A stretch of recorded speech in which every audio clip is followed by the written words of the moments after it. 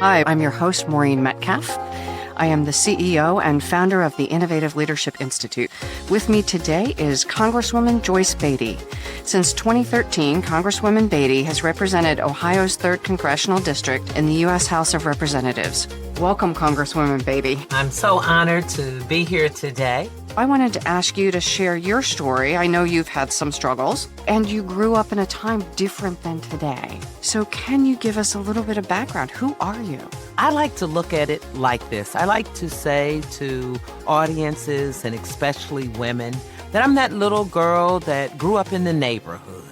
I'm that little girl that was undecided about most things, but very focused that there needed to be a change. I'm not always sure that at the moment I know what the change is, but I fought hard to advance causes, like to be in my high school and to give the graduation speech when I was graduating from high school. Because during the era of time that I grew up in, high school was basically it for me. First generation to go to college. No one in my entire family had graduated from college at the time I entered college.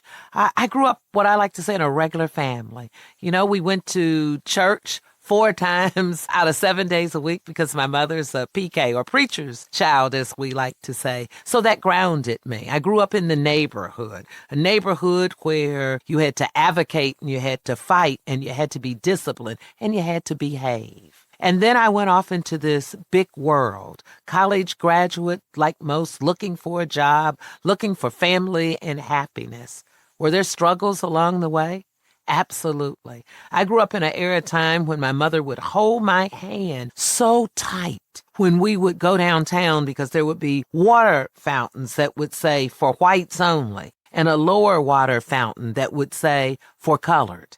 I said to her, I want to drink out of the big water fountain. And my mother realized that I was a child that wouldn't take no for an answer quietly. So she would hold my hand tightly because she knew there could be consequences. So at an early age, I learned that there are always consequences for your actions. I also learned, coming from a family, that you had to listen a lot. And you couldn't express yourself as a child. You did as you were told. But if you had a question, my father always taught me you had to have resolve. So now I enter this big world, curious, eager, anxious to make a change. So I had to figure out the resolve. Being an African-American woman, there were many disadvantages for me that caused struggles. Disadvantage is that there weren't a lot of women who looked like me in the room when I was growing up. My supervisors and bosses, for the most part, were white men. Even though I grew up in an integrated neighborhood, went to integrated schools, I went to a historically Black college and university, and I think it was there that I got grounded, where I saw PhDs and Black women teaching science and Black women teaching math and strong Black men telling me I could do anything I wanted to be. So I've taken that grounding all the way from higher education at The Ohio State University, not overly proud to say that I was the first female to be a senior vice president with a contract reporting to the president of the university of one of the largest universities in the country. No other person of color in the room in executive meetings, and certainly not a female. But here's the good news. I always like to say, don't brag about being a first if there's not a second or a third. I can tell you there are women now who are senior vice presidents and in the room there. If we go to politics, which consumes all of my life right now, and when I was in the State House, I was the first female to not only successfully get elected as the Democratic leader, but I raised more money and delivered more seats than anyone had done prior to me. Now, let's think about that. Prior to me. That means all men. That was a huge accomplishment because not only was I a female, I'm a Black female. being that successful, delivering the majority, something that had not been done when we didn't draw the district line. So that was big. But there were women to follow me. As I hear this, it sounds like you're amazingly successful, and I know that to be true. You had to go through a lot of soul searching and a lot of tough days and a lot of, if it were me, it'd be the days I wanted to go home and beat a pillow. How did you keep positive on the days that things didn't seem fair? People were not kind. It wasn't fair that you had to use the shorter water fountain. It wasn't fair on lots of counts, I imagine. And that had to be hurtful. Oh, I'm sure I had a lot of those days as I was growing up, and I still have them today. For me, it's the discipline of understanding when you have a victory, you don't have to get even. I also realize that one of the things when people are against you, whether that is because of discrimination, if that's because of your gender or your ethnicity, then you have to stay more focused. And sometimes that's difficult. But I think one of my strengths is the energy that I possess to always have a movement within myself. And that movement is to be victorious. And they're not always big victories. It might be that I mentored someone and now I see them in an accomplished position. It might be that I took someone with very raw talents and hopefully by experience and mentoring, shaped them into a new leader. So for me, it's always thinking of how I can beat that person that's against me. I'm highly competitive. Any of my friends listening and people who know me, I am extremely driven. I'm highly competitive. And I only require about 3 hours sleep. So I have a lot of time to think about what my day is going to be like and how to shape myself. And here's the good thing. When you have grown up in the world that I grew up in, I grew up with segregated neighborhoods. I grew up with cousins in the South in the 60s, you have to remember, who couldn't vote. I grew up with Rosa Parks, my idol, and I grew up with a lot of strong national Black women. Being interested in politics, not ever thinking I'd go to Congress or be elected, but I grew up with the Barbara Jordans and the Shirley Chisholms. And then I have enough of a Black background to remember the struggles and the fights back to the Harriet Tubmans and the Sojourner Truths. I carry them in my soul. So on that day, I kind of look up and I see the faces of Fannie Lou Hamer saying, "Arrest me," fighting for civil rights and equal rights for women. I've always been surrounded by women and very fortunate. I call my mother a quiet soldier, 95 years old, still living by herself, still managing her life, and still giving me instructions. So I think I get some things quite natural. I had a client recently who recounted a story of being at a holiday party, young engineer, and someone, I think, gave her his coat and said, "Here, honey, go hang it up." And she was devastated. In those moments where we feel defeated, that there are people who we can look up to and recall because they had the same struggles, that we can reach in ourselves and know that we have what it takes. Absolutely. And I'm so glad you shared that story because one of the things I think is so important for especially young girls and women today to understand that we bring a whole history of not only passion and anger, but we also bring emotion. We also bring our feelings to the table, and I don't think we should ever suppress them. See, it's okay for us to be brilliant and strong and passionate and emotional and caring and enduring. That's what also gets me through. Do I have quiet moments at night where I don't know which way I'm going? Absolutely.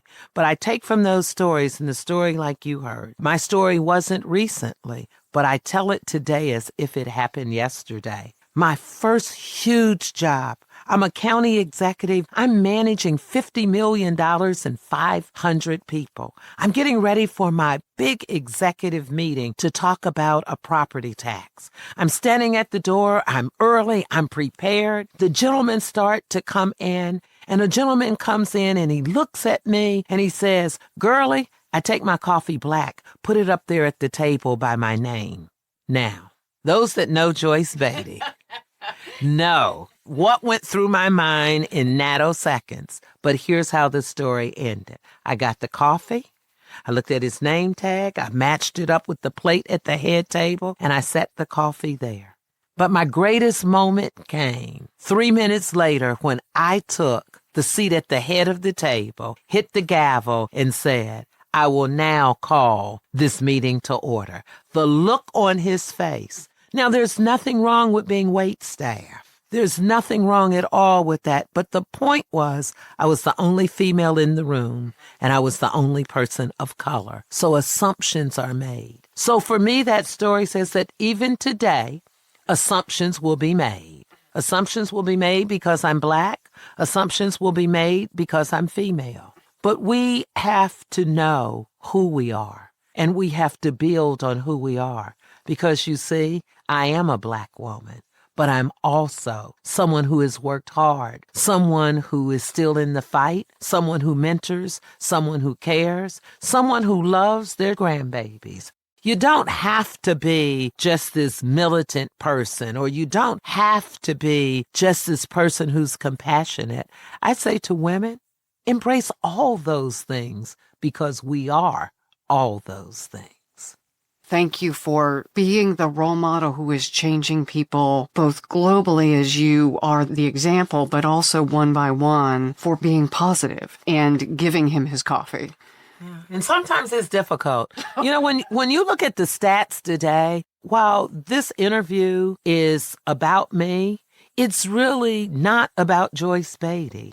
You could take my name out and put any female's name in there, and there would be some overlay. Someone's had a problem in the workplace. Someone's had a problem in the studio. Someone's had a problem in the church, the neighborhood, and we all have had some type of obstacle to get over. It's just that I tell my story because I'm more visible, but the numbers today are still frightening. The numbers today are still not enough for women in the boardrooms, for women on boards, for women in Congress. When you look at our numbers, 535 of us and only 104 women and only 20 Black women and fewer Latinos and Hispanic. So we have to take those numbers, tell our stories, but we have to open the door to make other women want to join us. And you could overlap that with many professions. The good news is you see young students in STEM, science and technology and engineering and math because of technology. I have little girls who actually dress up and put on little red dresses or blue suits and white pearls at the age of 8 and 9 years old. And they have gone to a microphone and said, "I'm going to be like Congresswoman Joyce Beatty when I grow up." That is the best once upon a time story that I could leave for young girls, that they too can be a Joyce Beatty, a Maureen Metcalf. They can be whomever they want to be. I teach leadership at The Ohio State University, occasionally in the engineering program, and it's wonderful to see the increase in number of young women in that program, that women really are moving into STEM roles. Absolutely. And my partner runs Junior Achievement of Central Ohio, and he tells a story of a young girl who they have a day-long running businesses. And a girl says, "I want to come back and do it over again." Why? Because I want to be the CEO this time. Our CEO didn't listen to me, but I didn't think I could be that role. Absolutely. Now I know I can be that role. And those are the stories that we have to tell. And that's one of the reasons I like telling my story, because young girls hear it. And then they think, I too can do that. I mean, I grew up in an era of time that I never thought in my lifetime I would see a Black man being president of the United States. Nor would I see a female coming so close to being nominated and becoming the president of the United States. But now we know anything is possible if you prepare yourself, if you work hard, and if you believe, and sometimes because of the obstacles that have confronted you, you want a do-over like that student, and that do-over is to be the CEO. That was part of the message I wanted people to hear is it is going to be hard. And as soon as I lose hope, I don't get a do-over. I pull myself out, and staying in the game, in life, in that compelling and difficult spot is the only way that we get to make that impact. Absolutely. And I think that's one of the reasons that I like talking about the positives. I like focusing on how do we get to the next step. You know, when you think about all of the things we quote, we read, there is so much knowledge in taking those little sound bites and turning them into real thoughts and real processes. You know, I quote Martin Luther King a lot because he's a good bridge for little girls and little boys because he talks about the character of his children. 2 boys and 2 girls. He talks about it is not where you stand when things are convenient and comfortable, but he comes back with it's the actions that you take during times of challenges and controversy. My whole life has been full of challenges and controversies, and a lot of stuff hasn't been easy or convenient. But yet, here I am. And remember, here I am, that little girl that grew up like every little girl growing up today, and probably with a lot less than what some of the little girls have today. So it's not really about where you started. It's where you end up. And we're going to have all kinds of hurdles and obstacles to get over. But I just tell young women and young girls, we just have to continue the movement. And that movement will get us to where so many of us are fighting to lead us. When I talked to Dominic, he told me a story about President Obama writing a State of the Union address. Can you tell us that story? It's really interesting when I think of my life and all of the incredible opportunities that I've had, like sitting on the United States House floor and having a president stop and not only shake your hand or hug you. And I would be less than truthful if I didn't say when I got to Congress and I got to serve with President Barack Obama, that was one of the greatest highlights.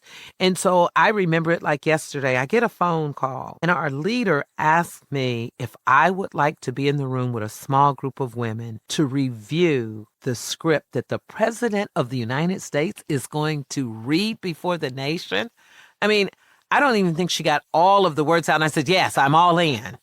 And I was so excited. I was a freshman. I'm sitting in the room with some of the most powerful women in the country. And the speech comes over, slid across in front of me. I think I took 30 seconds just to look at his name and the title on it. And then as I started going across it line by line, word by word, I realized into page 3, my colleagues had slid their speech copy back across the table.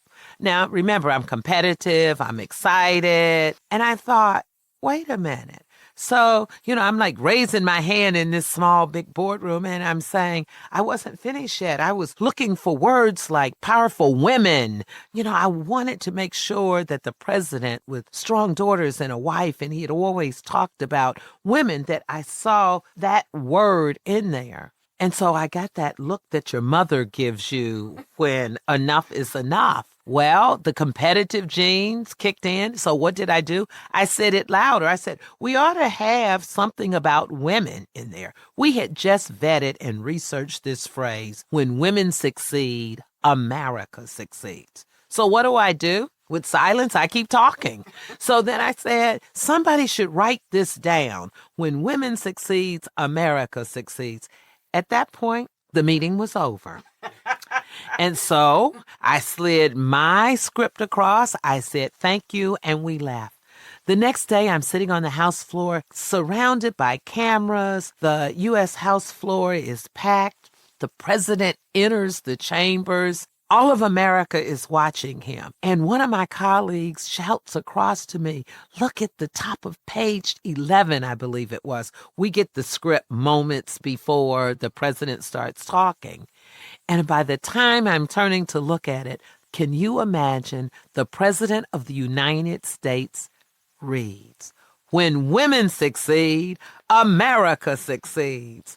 I leaped for joy. My heart beat double. And here's the good news. It didn't matter if anyone knew this story but me. But the next day, newspapers across the country said Joyce Beatty had asked the President of the United States to say, "When women succeed, America succeeds." The most compelling part of that is for little girls to know, work hard, believe in yourself, because sometimes just that 1 ounce of courage over a few words can change the world. And for me and for women, to have the president say that and for the chamber to stand up and applaud him, we now say so often, when women succeed, America succeeds. And that's the story. Can you talk about the OMLI legislation? When I think about how I advocate for women and how I advocate for minorities, people often want to pick one piece of legislation and talk about it. I believe in inclusion. And I believe if we don't fight hard as women, as people of color, for what we believe in, whether it's writing legislation, whether it's testifying, whether it's standing on the House floor as I've done with this piece of legislation, all our work goes out in vain. So I got this idea one day. I serve on the Powerful Financial Services Committee. And I believe when we talk about our world and women, we can't talk about it absent of economic development, which means banking and financing and financial literacy, or healthcare or education. And so I tried to think about, how do I advance young women who are going to college, who are graduating and wanting to have a powerful place at the board or at the table? So I started looking at, where are we with minorities with the Federal Reserve banks? Where are we with people who are in the room? Because, see, I believe if you are a Black woman in the room, you change the conversation. If you are a white woman in the room, you change the conversation. And if you are a Jewish woman or Asian or Hispanic, so you understand where I'm going. You bring your emotions, your culture, you bring your life to the room. And I realized we weren't in the room. And so I started talking about it. I decided every question I would ask to someone who came before me, I would ask them about women and minorities. How many do you have, period? How many do you have at the executive level? How many are on your board? And then I would say, don't come back unless you can tell me something differently, because the numbers were on my side. And so I created something after football, the Rooney Rule. We created the Beatty Rule. What happens in sports? You can't have a quarterback if they're not in the room. So once they started saying for coaches that they had to make sure that they were in the interview pool. So I wrote a piece of legislation that said, if you were interviewing and looking for a president of the Federal Reserve, then you had to have women or Black people on the list to be considered. And I'm proud to say now that in Atlanta, that we now have a Black man who is president of the Federal Reserve. We have only 6 women, not enough, but we still only have 1 African American. So I continue to fight for that. But it's beyond that. It's saving our children, promoting, saving our children. I've been a big advocate against human trafficking. Too many of our young girls are there. So it's pushing, and it's also being an advocate against those things that hurt us. So I could probably talk about legislation and things I'm fighting for, whether it's our veterans, and that includes women who are veterans, whether it's fighting for our educational system, and most importantly, our health system. Thank you so much for what you do and who you are. There are lots of people who do good work, and you look at their personal lives, and they're a train wreck. Being both a person that I personally want to emulate and doing the work you do makes you just an exceptional role model. I like to still say I'm just that little girl from the neighborhood. But it's also having strong women like you who people listen to and hear your voice. I think it takes a lot of courage and confidence to come on and talk about tough issues and bring people to the microphone and let them tell their story. So I want people to know that tackling the tough issues, being out there for us, I want them to tune in a little more because I have just enjoyed being here, listening to you. I think it's just amazing because if we don't promote one another, if we don't get excited about telling our stories and having a movement, why do we do what we do? What an honor to have you join us today. Thank you.